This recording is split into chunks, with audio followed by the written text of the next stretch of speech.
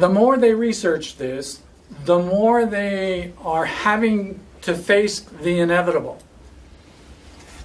This is a quote from Dr. Pope, a German physicist who holds a degree in experimental physics from the University of Würzburg, a PhD in theoretical physics at the University of Mainz, and a professor at Marburg University.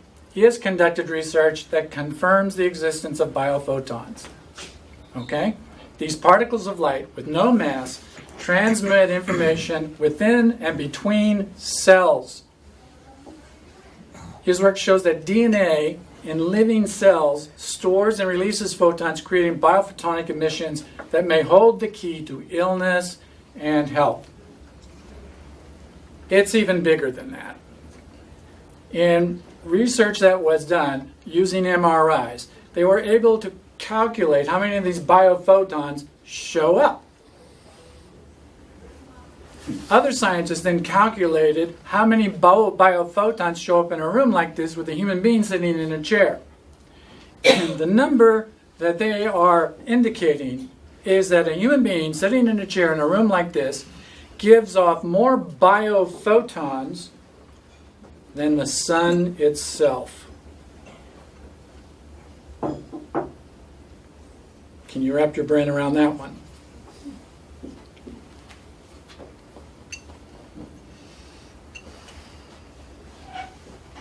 The reason why we don't burn up the entire room when we sit in it is that these biophotons come out of, quote unquote, nowhere. And they disappear just as quickly into nowhere. This nowhere in physics terms is called the quantum vacuum. I prefer to call it the quantum plenum. The quantum plenum. We are magnificent beings. And the sooner we wrap our brains around that, the better off not only we are, but our planet as well. Photons are created by consciousness or only bioconsciousness? In other words, if everything that has vibration might be defined as having consciousness, why the human and not the sun? And with the glass on the table? You're saying awareness of it? Yes. There is oneness between us and all life, whether living or not. Are you saying, though, the biophotons only come out of biological systems? Yes, that's correct. And it's one type of a whole suite of photons? Well, in fact, they differentiate between biophotons and photons. Okay? Biophotons actually do not act and look like photons. In fact, they have a term for it. But they call biophotons higher vibrational light. This is a product of microtubules. And microtubules produce these. Absolutely. That's my point. Not only the microtubules, but the DNA along with it. And there is a direct connection between our DNA and microtubules. So going back to the model that showed the colorful picture on the left, that showed that space and time don't exist as we think we understand them,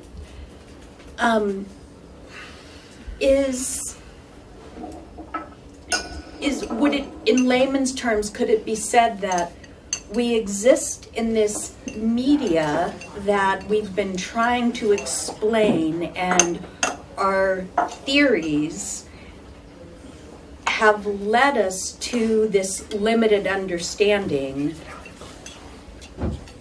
but it isn't really, but it's so limited it's wrong, which makes sense. And I have to say, I have been saying for years, and only on an intuitive level, because I'm not a scientist, but I've been saying to anyone who will listen that the speed of light is not constant, because it makes no sense that it would be. And, this is the first time I've ever heard a real scientist, once a million. Anyway, it's just really interesting, so thank you. For the first time in my life, I've not thought I was insane on that topic. Well, some people think I am. And I let that be okay. I have a meta question. Yes. Like, we're using sort of the sort of logic that scientists are sort of proving this and sort of stringing multiple different realms of research together to sort of create a context for us to be in together. But how do we distinguish good science from bad in this case? Like, how do we distinguish, it seems like a lot of this, we're using this to disprove, say, older science as being narrow in their perspective. But what denotes good science in this regard? All right.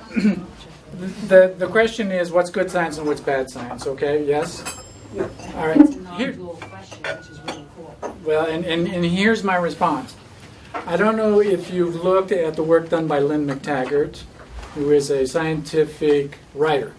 In her book called The Field, Lynn McTaggart really goes into this question that you're asking because it's about time someone did it other than an academic.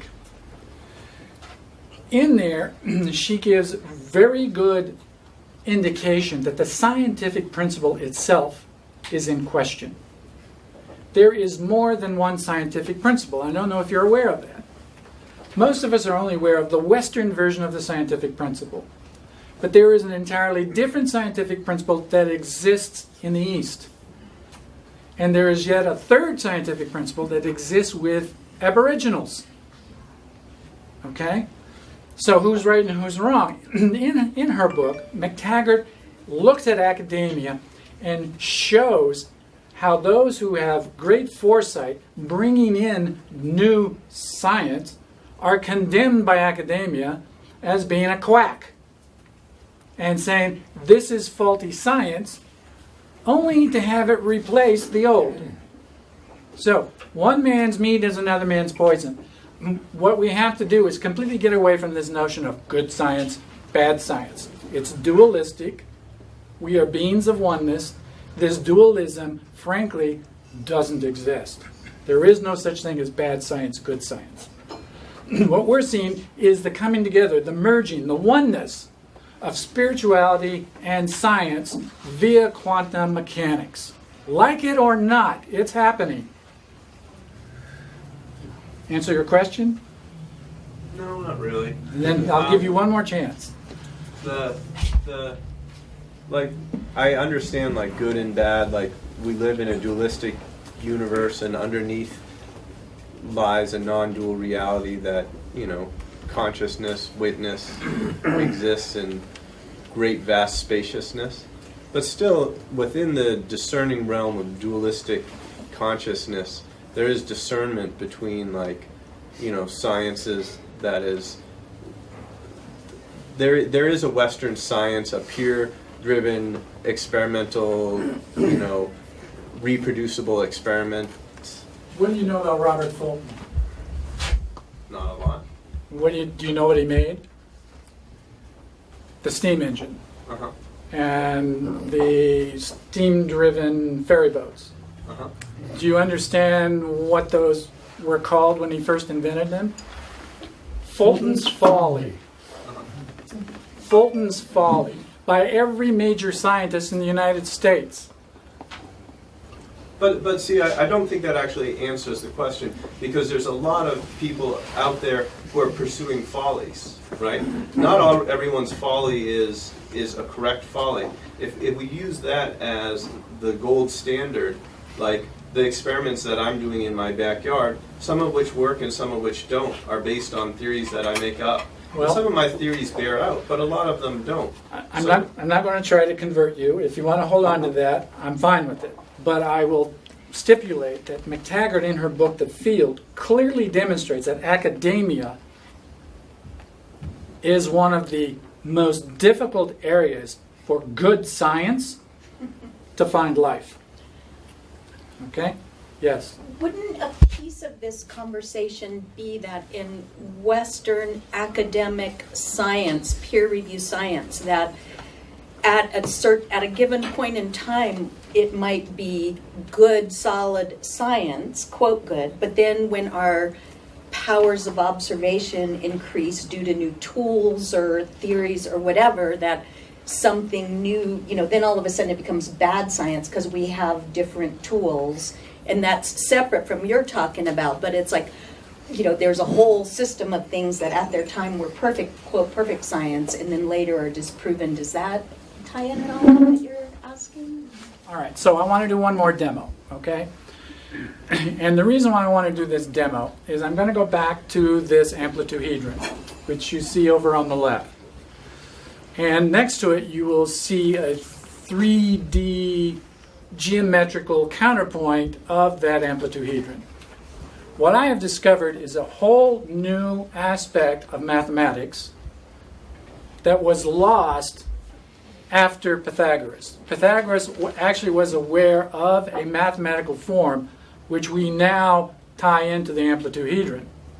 I have taken that and developed it into a completely different level.